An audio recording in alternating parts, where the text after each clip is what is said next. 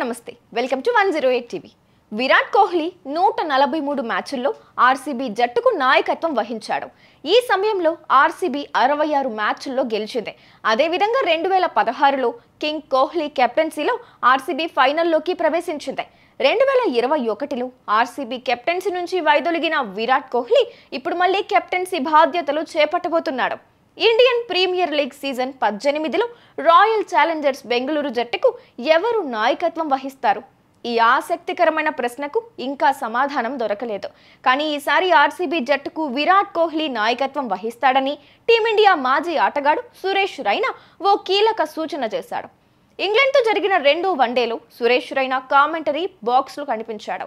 ఈ సమయంలో Virat Kohli, Phil Salt మైదానంలో సంభాషణ జరుపుతున్నట్లు కనిపించింది. ఇంగ్లాండ్ ఆటగాడు ఆర్సీబీ కెప్టెన్ను తారుమారు చేస్తున్నాడంటూ రైనా చెప్పుకొచ్చాడు. ఇదిలా ఉండగా సురేష్ రైనా, విరాట్ కోహ్లీ మధ్య మంచి సంబంధం ఉంది కాబట్టి ఆర్సీబీ జట్టు తదుపరి కెప్టెన్ ఎవరో వారికి తెలుసు.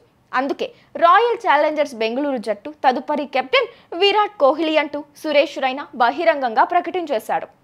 రైనా సూచన ప్రకారం విరాట్ కోహ్లీ ఐపీఎల్ 2025లో ఆర్సీబీకి నాయకత్వం వహించడం దాదాపు ఖాయం.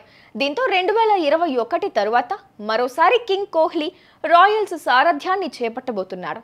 దీనికి ముందు అతను 9 సంవత్సరాలు ఆర్సీబీ జట్టుకు నాయకత్వం వహించాడు. విరాట్ కోహ్లీ 143 మ్యాచ్ల్లో ఆర్సీబీకి నాయకత్వం వహించాడు. వాటిలో 66 విజయాలు సాధించాడు.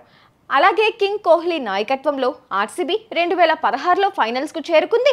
3 సార్లు ప్లే ఆఫ్స్లో ఆడింది. అందువల్ల ఆర్సీబీ ఫ్రాంచైజీ కింగ్ కోహ్లీకి మళ్ళీ కెప్టెన్సీని ఇస్తుందనడంలో ఎటువంటి సందేహమూ లేదు.